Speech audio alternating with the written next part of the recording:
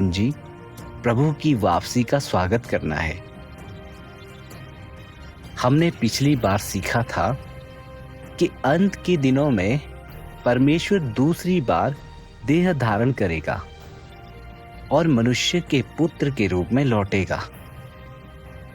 कुछ लोग पूछ सकते हैं, जब प्रभु आएगा तो वो हमें सीधे स्वर्ग के राज्य में उठा सकता है, उसे फिर से देह धारण करने की क्या आवश्यकता है? वास्तव में जब प्रभु आएगा तो वो कार्य का एक और चरण करेगा, न्याय का कार्य। यह इस बात से सीधे तौर पर संबंधित है कि हम स्वर्ग के राज्य में प्रवेश कर सकते हैं या नहीं। आओ समझने के लिए सबसे पहले बाइबल के कुछ पद पढ़ें, क्योंकि वह समय आ चुका है कि परमेश्वर के घर से न्याय शुरू किया जाए। पिता किसी का न्याय नहीं करता, परंतु न्याय करने का सब काम पुत्र को सौंप दिया है, वरन उसे न्याय करने का भी अधिकार दिया है, इसलिए कि वह मनुष्य का पुत्र है। क्योंकि वह आने वाला है, वह पृथ्वी का न्याय करने को आने वाला है।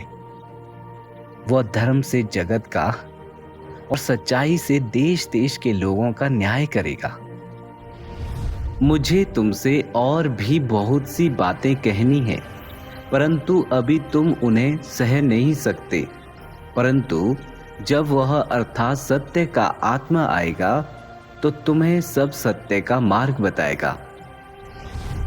यदि कोई मेरी बातें सुनकर ना माने तो मैं उसे दोषी नहीं ठहराता, क्योंकि मैं जगत को दोषी ठहराने के लिए नहीं, परंतु जगत का उद्धार करने के लिए आया हूं।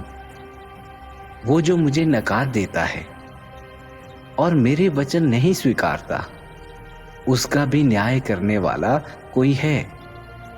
मैंने जो वचन बोले हैं वे ही अंत के दिन उसका न्याय करेंगे। प्रभु यीशु ने भविष्यवाणी की थी कि अंत के दिनों में वह सत्य व्यक्त करने और न्याय का कार्य करने के लिए मनुष्य के पुत्र के रूप में लौटेगा। बाइबल में 200 से अधिक स्थानों पर न्याय के कार्य का उल्लेख है। तो न्याय का कार्य किसके लिए है? क्या यह केवल अविश्वासियों के लिए है? बाइबल हमें बताती है, क्योंकि वह समय आ चुका है कि परमेश्वर के घर से न्याय शुरू किया जाए।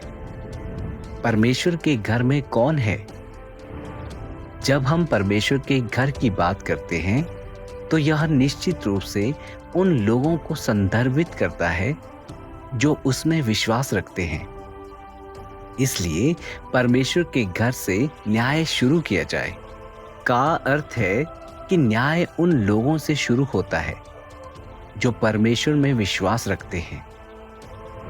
परमेश्वर का यह कार्य उन लोगों को बचाने के लिए है जो उसका स्वागत कर सकते हैं और अंत के दिनों के उसके वचनों को स्वीकार सकते हैं। यह पहले अविश्वासियों का न्याय करने के लिए नहीं है, क्योंकि बाइबल में ऐसी कई भविष्यवाणियां हैं जिनमें उल्लेख है कि परमेश्वर अंत के दिनों में न्याय का कार्य करेगा। तो यह निश्चित रूप से वह कार्य है जिसे परमेश्वर अवश्य पूरा करेगा। कुछ लोग उलझन में पड़कर पूछ सकते हैं, हमने जीवन भर प्रभु में विश्वास किया है और हमारे पाप पहले ही क्षमा कर दिए गए हैं। जब प्रभु आएगा तो उसे हमें सीधे स्वर्ग के राज्य में उठा लेना चाहिए। फिर भी न्याय परमेश्वर के घर से ही क्यों शुरू होना चाहिए? हम जो प्रभु में विश्वास रखते हैं, हमें फिर भी न्याय के कार्य से क्यों गुजरना होगा? यह महत्वपूर्ण प्रश्न हमारे उद्धार और स्वर्ग के राज्य में प्रवेश के गंभीर विषय से संबंधित है। अगर हम परमेश्वर के न्याय के कार्य के महत्व को नहीं समझेंगे तो हम प्रभु का स्वागत करने और स्वर्ग के राज्य में उठाए जाने का अवसर गंवा देंगे। आगे आओ इस विषय पर संगति करें।